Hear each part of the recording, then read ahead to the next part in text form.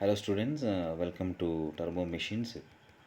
So now we are in the first module. Now we have come to the last topic which is given in the first module by the university.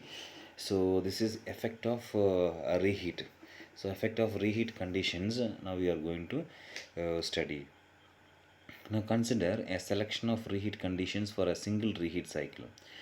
So having established the steam conditions at entry to the high pressure turbine, there are several design compromises involved in the choice of reheat pressure and temperature. First, consider the boundary conditions. Okay, the reheat factor for a turbine may be defined as the ratio of cumulative isentropic work to the direct or Rankine isentropic work. So this is all about the effect of reheat and the diagram which is shown between the temperature and entropy line. So here different types of pressures are there: P1, PA, PB and P2. Okay, so WS and WA work output, and so here different types of cylinders are there. So the HP cylinder, exhaust steam must be superheated to avoid any wetness in the cold reheat pipe work, which would cause a severe erosion. So in the previous section, the exhaust steam from low pressure liquid must be wet, but not greater than 12 percentage of wetness. So these boundaries are illustrated together with the effects of changing pressure. Now consider the effect of changing reheat temperature for constant pressure drop in the HP cylinder. The effect of reducing the pressure or of raising the temperature of the reheat steam is to reduce low pressure exhaust wetness. So this is the temperature and the entropy diagram.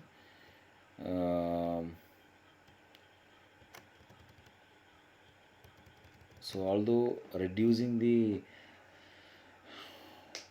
pressure one P1, PA, PB and WA, so that is a so there is a difference between P2 and PB. So that difference delta WS3 and delta WS2, delta WS1. So the difference between pressure levels, right? Another important factor in the design of reheat is the effect of pressure losses in the pipework. The pressure loss results from the throttling effect, so which reduces the available energy for work. So the pressure of the system is reheated to is about 25% to stop valve condition, representing approximately a fourfold increase in volume, right? So So the reheat effect for gas turbines, it increases the turbine work and consequently the net work of the cycle. So this is accomplished not by changing the compressor work or the turbine inlet temperature, but instead by dividing the turbine expansion into two or more parts with constant pressure heating before each expansion. By reasoning similar to that used in connection with intercooling, it can be seen that thermal efficiency of the simple cycle is lowered by the addition of reheating, whereas the work output is increased. So, however, the combination of regenerator and reheater can increase thermal efficiency. Actually, the reheat factor for turbine is the ratio of cumulative isentropic work to the direct or Rankine isentropics. So, why this reheat is necessary for any turbine? So, if you this is the effect of the turbine. So, what will be the effect and what is the change in the by using this reheat cycle is because of to increase the thermal efficiency. The combination of a regenerator or reheater will increase the efficiency. For example, so there will be a compressors, and then there is a different turbines are placed one after the other. So there is a compressor one, and then the fluid will come to the compressor and gets compressed, and it will move to the combustion chamber where it is burnt and combustion takes place. So that will come and it will spin the gas turbine, right? So it will rotate the turbine one, and then it will go back to the another combustion chamber. So that is again heated, heat is applied, and then it will go back to the another turbine. So all these things will be set, all these turbines compressors are placed in one particular shaft. So then if you see the temperature entropy diagrams for that, so 1 to 2 process, and then it shoots up to the third process, isentropic process, then we'll come back to this fourth, and then again heating, and then we'll come back to this normal stage. So this is all about the reheating process. Now, so the same way, we can intercool it, or by intercooling, or isentropic cooling. So there are various methods are there, but the effect of this reheating is to avoid this. So there are various um, advantages of doing this reheating process. So it will eliminate the wet particles present. If there is any wet particles, if it moves into the turbine blades, it will wash away the moisture present in that. So oil, that moisture will wash away the what you call, so the oil particles, so which is used for lubrication purpose. If this moisture washes away the lubricant, so then there will be wear and tear takes place, because this is a rotating element. If there is a rotating element, so there will be wear and tear takes place. If there is a wear and tear takes place, it may lead to the damage of the turbine blades.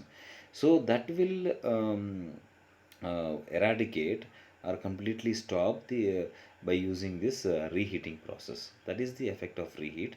And one thing, so by doing this, so it will not so it will increase the efficiency. What kind of efficiency? It will increase the thermal efficiency of the turbines, right? So moving on to this next one, therefore reheat factor, so sigma delta Ws by Ws is always greater than unity for multi-stage turbines. So as I told you, there are two different turbines are there. So sigma delta Ws divided by Ws, work output. So combination of number of work output divided by, so one unit work output.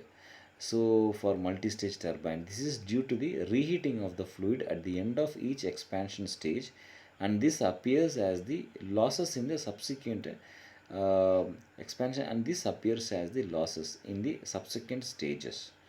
Okay, so there will be n number of, like, series of turbines are placed. So every expansion stage, so once the expansion stage is over, and then it will be again sent to the combustion chamber, where the combustion chamber heat will be added, and by receiving that heat, so it will again gets reheated. So once it is reheated, then it will come back to the turbine and it will spin the final turbine, and that turbine will rotate. So this is how that number of stages will be increased with the help of this reheating. So that is why the reheating sigma delta Ws divided by Ws is always greater than unity for, it will be greater than 1 for multi-stage turbine, because reheating of the fluid at the end of each expansion stage, and this appears as the losses in the subsequent stages. So if you see that entire what we call reheating as a plant, so there are different types of stages will be there. The first stage will be isentropic low pressure compression. So first compressor will be there is isentropic low pressure compression. Next isentropic high pressure compression, and then constant pressure heat addition. Then constant pressure heat addition via external heat source or exchanger, heat exchanger one, and external heat source one. Then isentropic high pressure turbine expansion. Next reheating will be done, reheating heat addition. Here reheating is nothing but heat addition process, external heat source. Next it will move on to the isentropic LP turbine expansion, so low pressure turbine expansion. The last one is constant pressure heat transfer for heat process. So these are the different stages. So that gas turbine, so it will move on. So first it will move on to the low pressure compressors, so there will be intercooler, and then it will move on to the high pressure, and then the heat exchangers will be there. So in heat exchangers, heat will be preheated. So it will be preheated with the help of the heat exchangers, then it will go back, it will go to the combustion chamber. There fuel is supplied, and then it will go to the high pressure turbine. High pressure, it spins the high pressure turbines, and then it will move on to the reheater. Again fuel will be supplied, it will be reheated once again, and then it will go to the low pressure turbine, and then so the work output will take place. So for all these turbines and compressors, a single shaft will be placed. So by doing this reheating, so there will be an increase in the thermal efficiency. So that is the main cause for this reheating process. So thank you for watching this video.